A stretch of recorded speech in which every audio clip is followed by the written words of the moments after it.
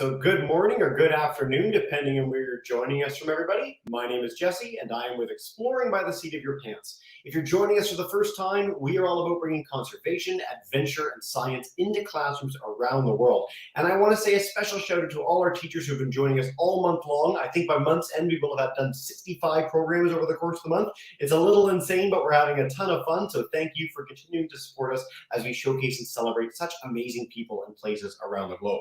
Now, if you're here, you are here because we are in the midst of our Ingenious Plus Epic series. This is a 9-part extravaganza featuring amazing innovators coast to coast across the country, highlighting their work that they've done to make Canada a healthier, smarter, and kinder place. We've dealt with robotics, we've dealt with building amazing canoes, we've done all sorts of things, and we've got a whole bunch more programs to come in the days ahead.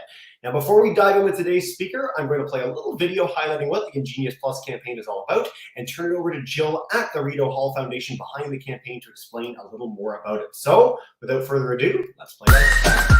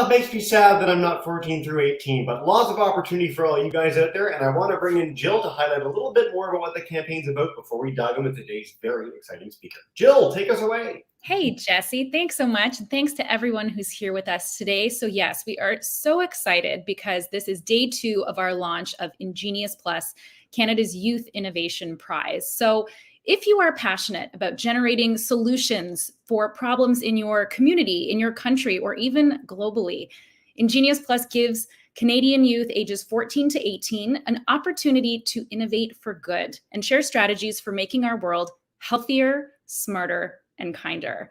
So what is innovation? We hear this word tossed around a lot. Innovation is simply about doing something better and making an impact. So that includes improving on a product, a service, or a process, or even creating something completely new that solves a problem or simply just makes the world a better place. And often we think that innovation is very technical, scientific, mathematic, and yes, that's true. But innovation is so much more. It's social, it's community, it's entrepreneurial, it's health, it's solidarity. So you don't have to be a genius in engineering just to want to improve the world around you. And there's no need to go it alone. A lot of our innovators stress the importance of teamwork. So when you apply to Ingenious Plus, grab a friend, grab a classmate. There are so many advantages to working with people around you to come up with really great solutions for our lives and the lives of those around us.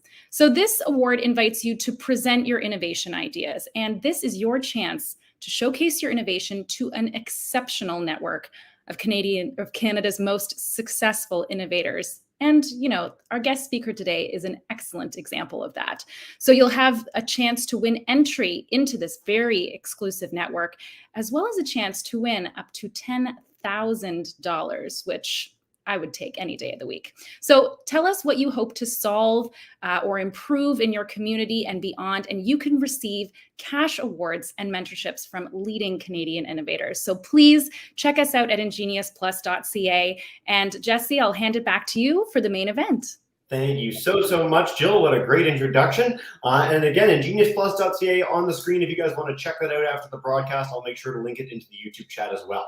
Now, the reason we're all here today is for Dr. Breanne Everett. Now, it's very rare at Exploring by the Seat of Your Pants that we have people with letters before and after their name, but she is the CEO of not one but two companies. She's a president, she's a co-founder, she does amazing things drawing upon her experience as a physician to make the lives of people better through advanced medical technologies.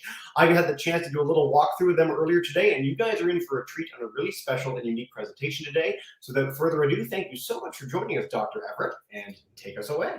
Hey. Thanks, Jesse. Super excited to be here today.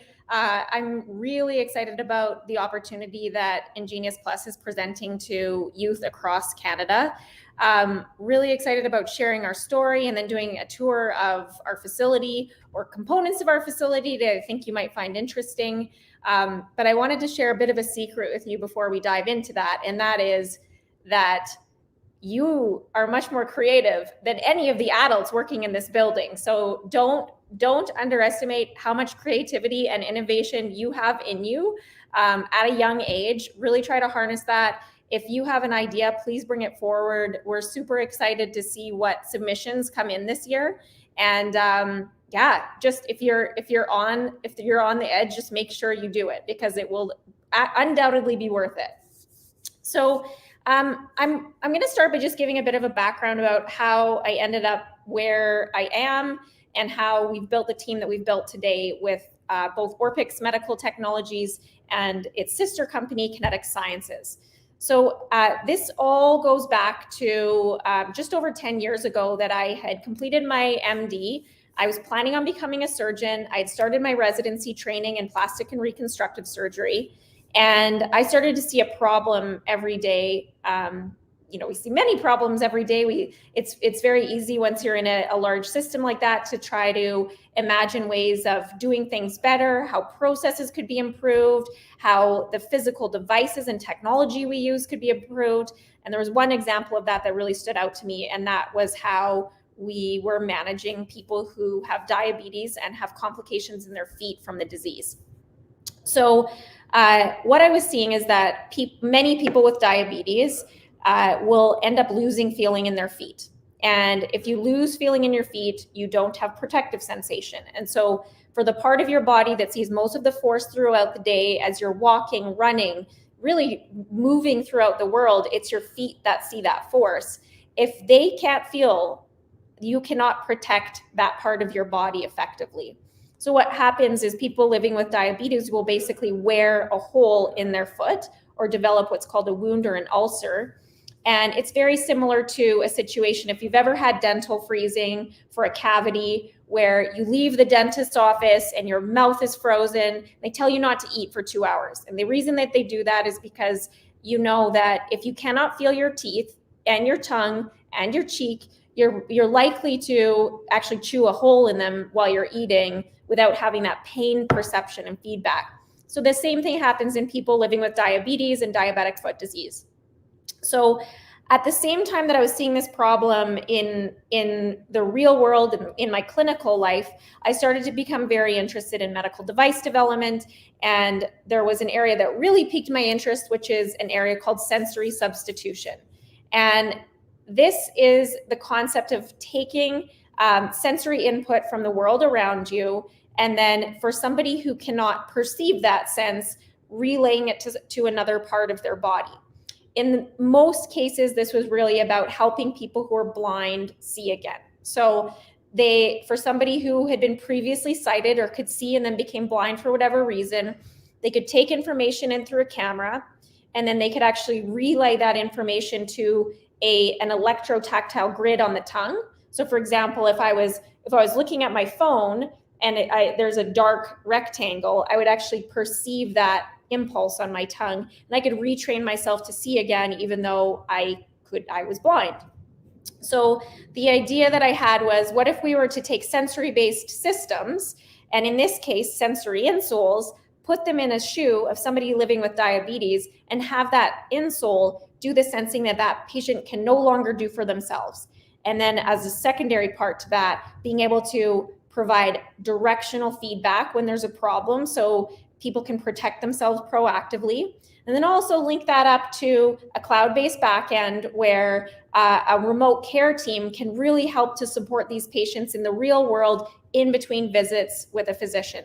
So that's exactly what we did. I stepped aside from the clinical world in 2011, did an MBA or a Master's of Business Administration to get more background in business because I'd been very science focused up until that point in time.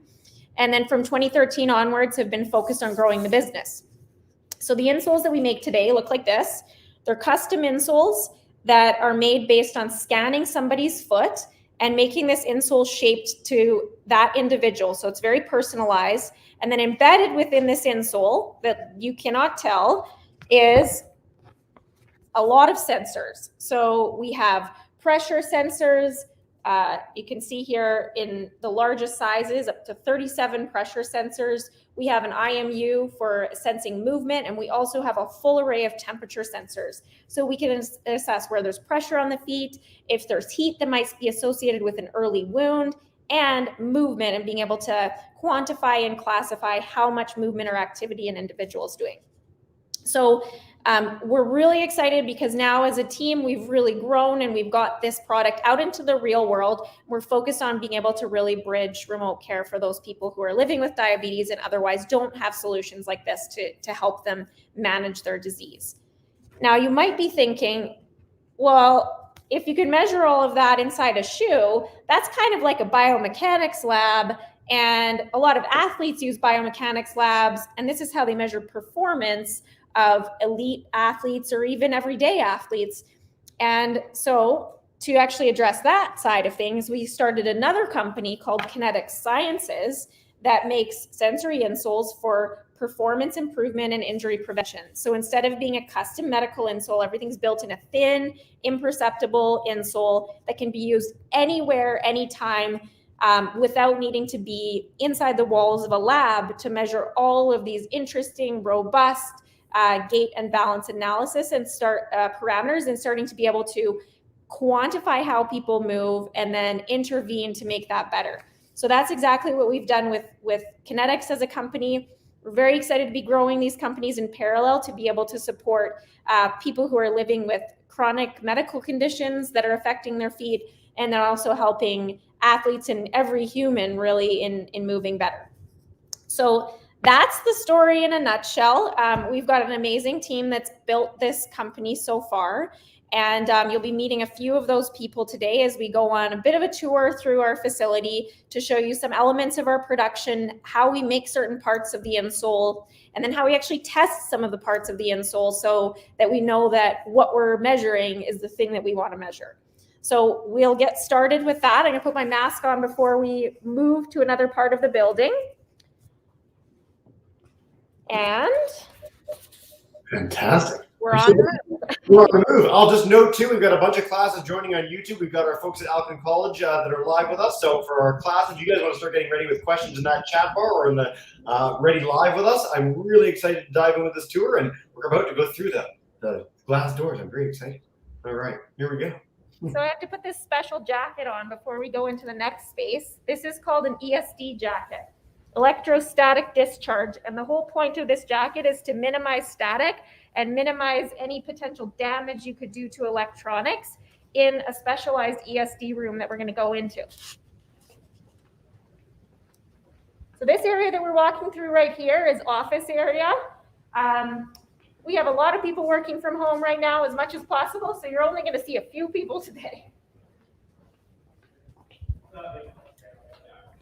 So here we go. So there's a couple of members of our team that we're going to be meeting here. First, we're going to be meeting Marcel Groenland, who's actually one of the co-founders of Orpyx and is our head of production. So Marcel's here, and he's going to take us through a few steps of the production space. Hello, everyone. I'm Marcel, and we're going to show you a little bit of some of the critical steps within the production process of the insoles that Breanne was showing earlier. So we'll go into this ESD-controlled area. So this is a special area for electronics that are sensitive to electrostatic discharges. So we'll go in here. That's why we're wearing the blue coats. So follow me in here. So the critical step that we're going to show is what is called the ACF bond. So we have a pressure sensor, this thing, and right here where you see all the silver traces coming out is where we bond a part of some electronics to them so we can connect them to the rest of the measurement circuitry. So this is the ACF bonder, and I'll let Hung initiate the bond here on the plate. So you can see that we prep the sensor, we apply the special ACF material that bonds it together, and then it goes into this machine that applies heat and pressure to bond it. So you can see the plate comes out, and then the plate goes in, goes down, applies pressure and heat for about a minute and a half, slightly less, and then it comes up, and then it's bonded and finished. So we'll just wait. May I just say, what a satisfyingly scientific sound when the thing comes down. Yeah, the equipment is pneumatic, so the pressure is being applied using an air cylinder that gets activated. So, and then once this step is completed, it goes on to a number of other steps to make that insole base that you saw with all the electronics put together in the foam. So it should come up any second now. 52, there we go. And then the plate can come off, and then it's done. So Moving along. Moving We've got along, more we'll to go show to- you. So you can imagine for an insole like that, many different electronics components have to be put together. The insoles have to be customized that the electronics then go inside. And then we brand and package everything at the end. So we're going to show you two more steps, one being part of the process for the creation of a custom insole. So we'll go into the second area of the manufacturing facility here. So this is where most of the foam work happens. We have what's called CNC mills here that are controlled by a computer to make the custom top that is made to a person's foot exactly. So we'll just go over here so we can show you what it looks like. So here you can see there's a vacuum table on this machine, and I'll let Pat spin up the machine so you can see the spindle is moving, and it's going to start cutting.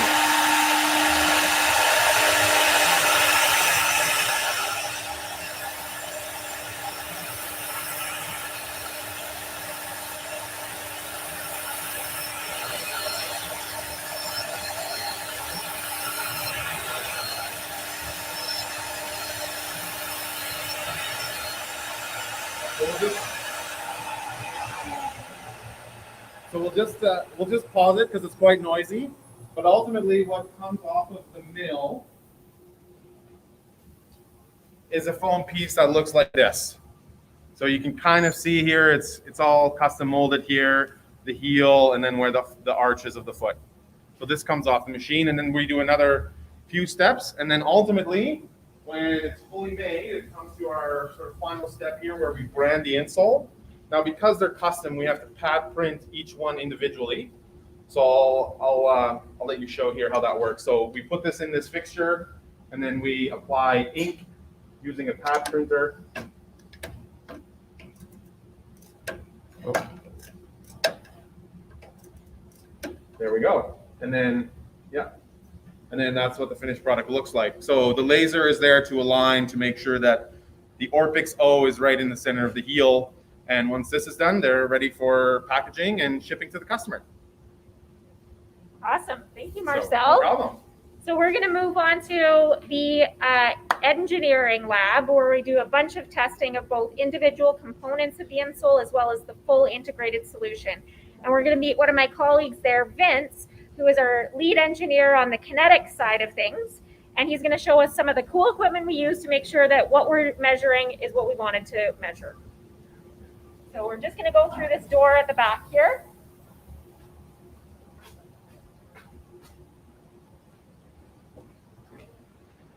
And here's Vince. Hi. So I'll just walk you guys through the material testing system and our RunBot. So these are our material testing systems, and we use them to teach each component of the insoles individually. This will allow us to target our efforts into more challenging areas of the design. So if you take a look over here, we have some flex-to-flex connections. And over here, we're testing the heel enclosure, which is a core component of the Orpyx design. And I'll show you some other interesting things. This is the RunBot, and this is what allows us to test the entire system all in one go. So I'll just turn it on right now. So we have 4 insoles attached, and if we move up to the larger screen, you can see in real time what the pressure looks like on each insole. So I'll just turn it off so that you guys don't have to hear it.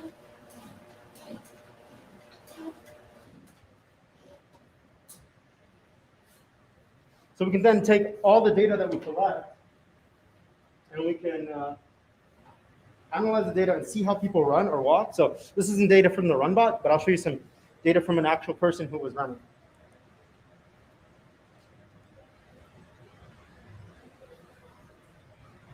So over here, you can see the transition of our test engineer actually moving from running to walking. And you can notice how the way we detect pressure actually changes in real time. Well, this is after we've collected the data, but we can see in real time the transition from running to walking and how the pressure distribution changes.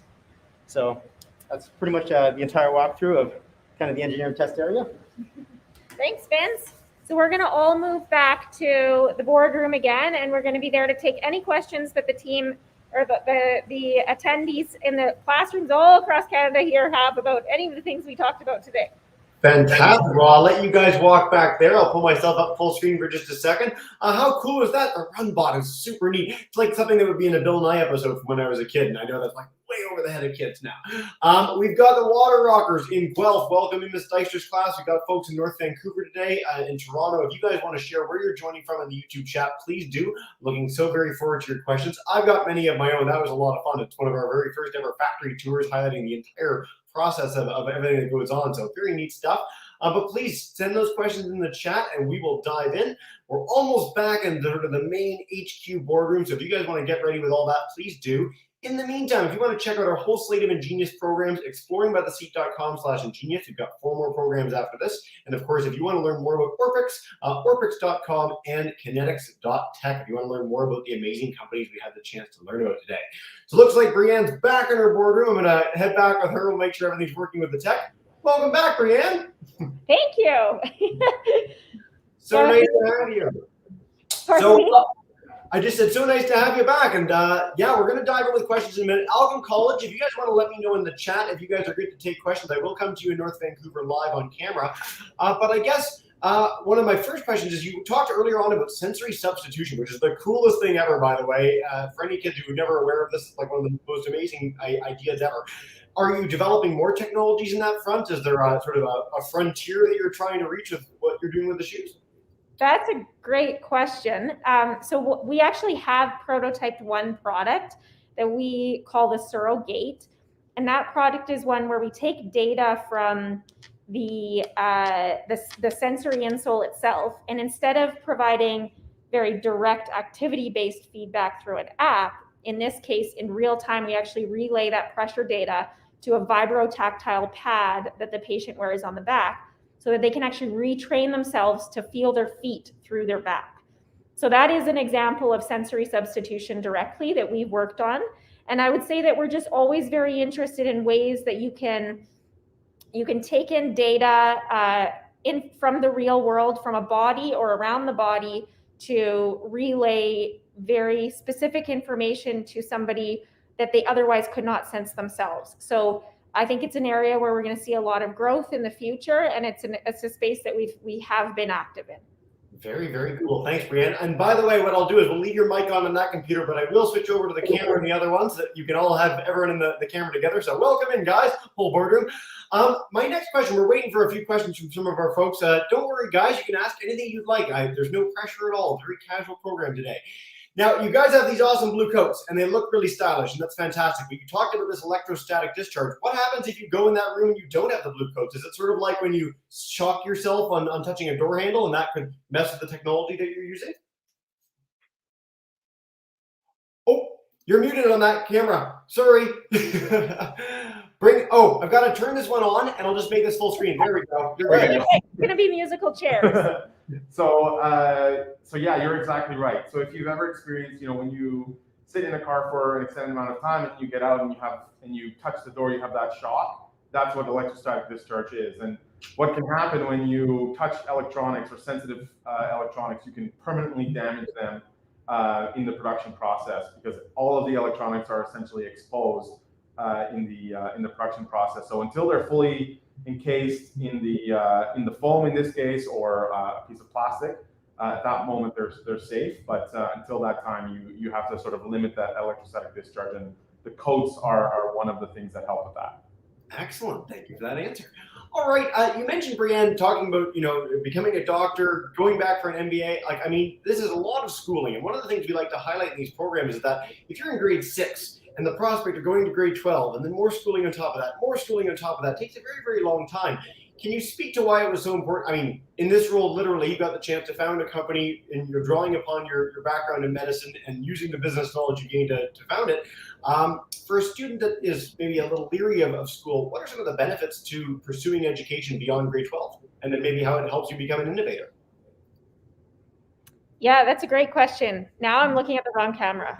I'll keep you on this one. But we're there. I haven't gone to enough school yet.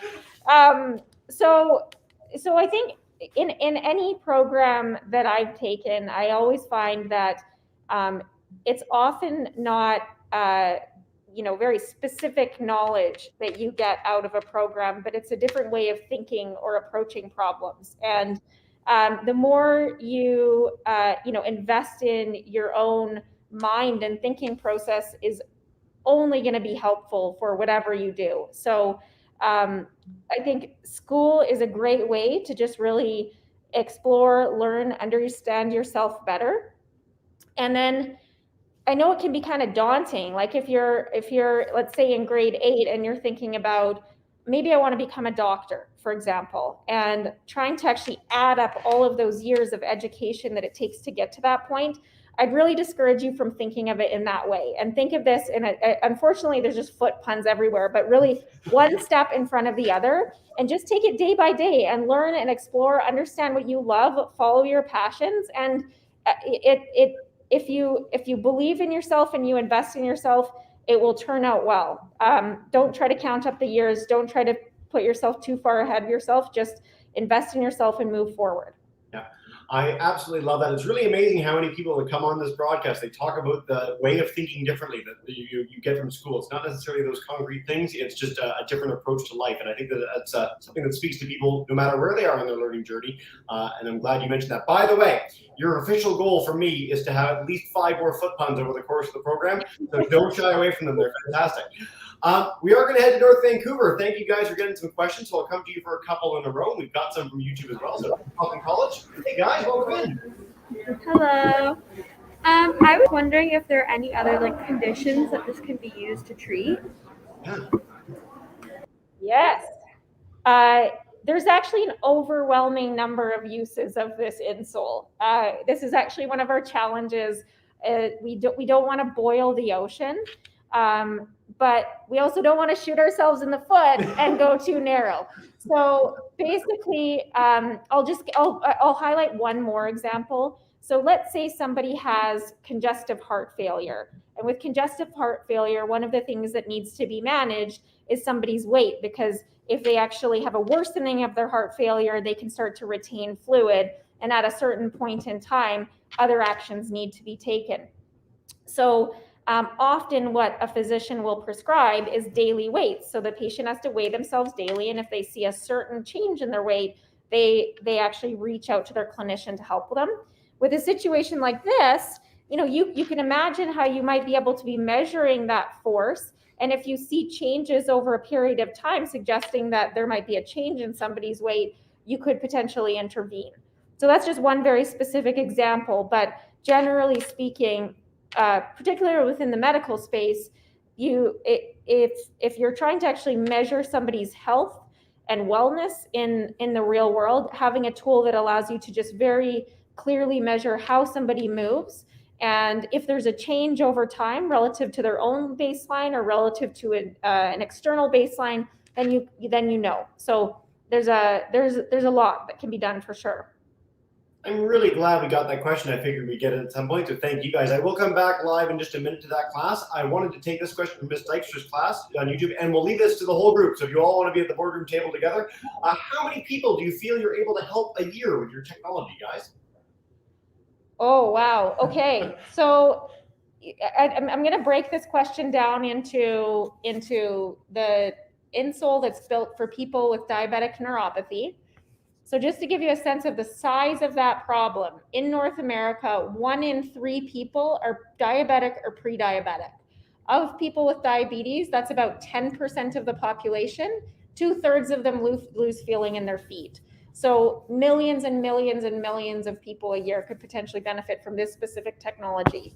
For an insole that's able to measure and quantify your movement and actually help you to move better, more in the real world all the time, this is like every human. So I love it. Fantastic. So that's where the end game is all of mankind. Are you shipping internationally right now? Is it within Canada, the US? Like, where can we get your products? We are. So the Orpyx SI sensory insole for diabetic neuropathy is something that is available in Canada and the US. So we are shipping international with that product. With the Kinetics insole, we're still in development phase, but we expect our first product to be available for lab purposes in early 2022. Whatever year it is, none of us know anymore. It's COVID. Let's get back to North Vancouver. You guys are right at the mic, so come on up. Hey guys, unmute your mic and you're all set. Perfect. We were just wondering like how much of the manufacturing was like takes place in like Canada and like what international components there were. That's a great question. I'm going to let Marcel answer that. Sure. Yeah, that is a great question. So we have a number of, I'll say, sub-assemblies that come from overseas. Taiwan, China, Singapore, and then there is all those sub-assemblies come to Canada here in Calgary, where we then assemble those sub-assemblies and then put them into the custom insole. All of the foam work that you saw, like the customization of the insoles, that all happens in Canada. It's only electronic sub-assemblies that come from overseas, but get final assembly and tested here at Orpyx headquarters. Excellent, guys. All right, we've got a great follow-up question from Ms. Dykstra's group. They want to know, how long does it take to make from beginning to end? We got the chance to see a lot of the process today, but if you were to start from the get-go to where you end up, where it's in the insole, how long does that take? So yeah, that's a great question again. So what happens is we get an order in with a digital foot scan, and it takes us about an hour and a half to turn around a pair before we can, so it's about an hour and a half of work, but there are some steps that have to wait. So usually we ship products within 5 days. Wow, that's much faster than I would have thought. There you go. I love this question. We had this when you were walking around, Breanne, earlier. You talked about the fact that a lot of the office isn't in, again, due to COVID restrictions and stuff. Ms. Dykstra's class wants to know where your office is located, and I think you did mention Calgary, and then how many people work there. So in like the full team staff, how many people are at Orpyx? Yeah, so this facility is actually a facility that houses both Orpyx and then Kinetics. There's some shared spaces, and then there's some spaces that are separate between the two companies. Between the two companies, we have about 80 to 90 people. Awesome. All right, Breanne, I'm going to come back to you personally for this one in a second, but what's the next challenge you want to take on? I mean, again, Kinetics is fairly new, and it might be the biggest challenge right now that you've got going on is expanding this and highlighting the ways that your technology can be used. But is there something that really gets you up in the morning that you want to share with us? I think that there is so much opportunity to grow, expand, improve on what we've done. And I think the entire team is a group of people that really never feel like we're done.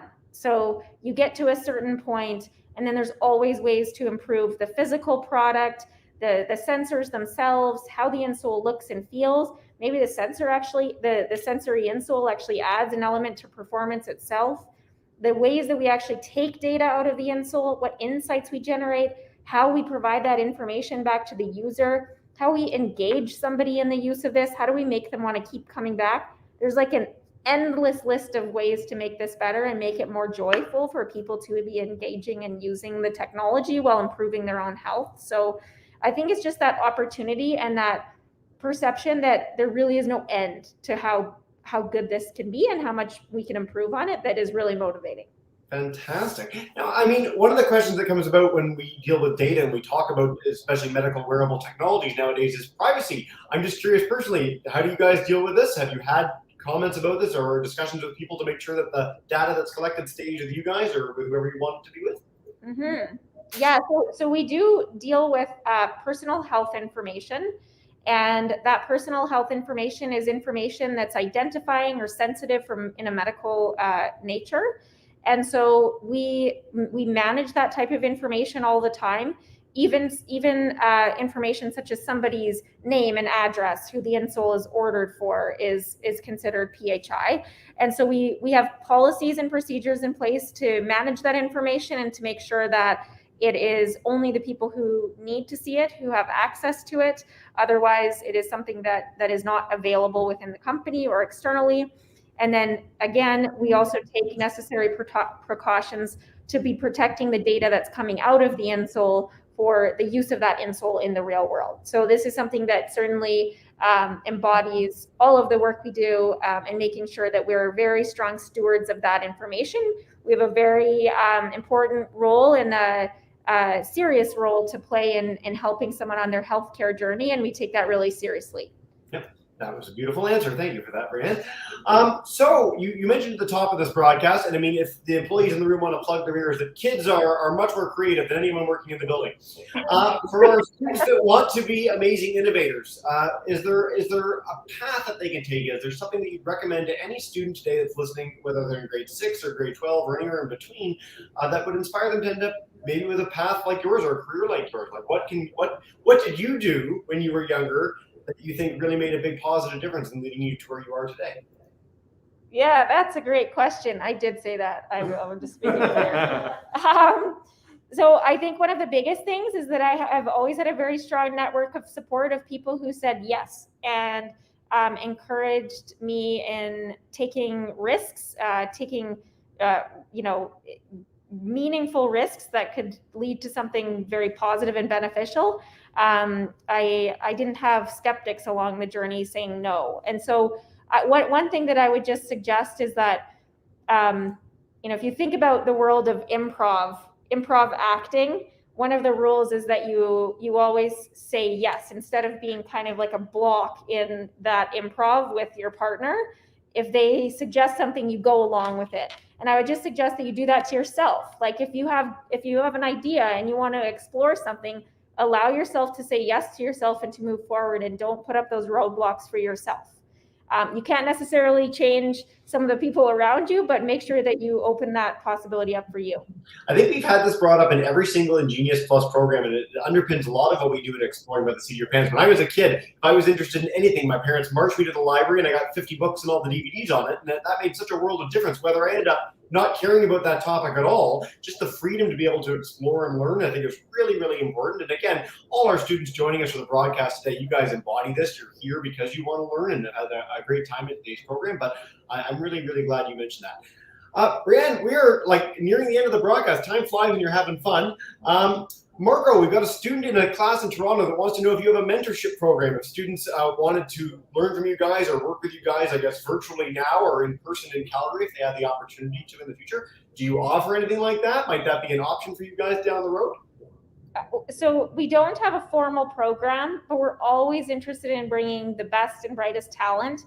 And if you think that you might be able to contribute to the team and be part of this, I would just suggest that you reach out to us at info@orpyx.com and let us know what you're interested in, and we'll go from there. All right, I'm pulling that up in a banner because that's what I do. So info@orpyx.com. Now it's on the screen. You guys have no excuse to not check it out if you want to share that. Very, very cool, guys. Well, again, we're nearing the end. I wanted to see if you had one last message for all our students today that they can walk away from about the technology that you guys develop at Orpyx and Kinetics, or how they can become innovators themselves. Again, the Ingenious Plus program encouraging innovations for people all across Canada, whatever the field of interest may be that they have. So a final parting shot, as it were, Dr. Everett, if you want to leave us with that. that? Sure. Yeah, I guess I would just say that don't worry about becoming an innovator. You are an innovator, and think about how you can innovate and how you contribute, and say yes to yourself, and think about how you could participate in this program. It's an amazing program. We're happy to be able to be here to support it today, and we're really looking forward to seeing what you bring forward with the program. So thank you. Thanks for the opportunity. Fantastic. Thank you guys so much. I'll bring Jill back in Alcuin College. If you guys want to say a big thank you and farewell, I will end the broadcast there, but have a wonderful rest of your day, everyone. And again, please do check out kinetics.tech. Alcuin College. Hey guys, thank you for the questions.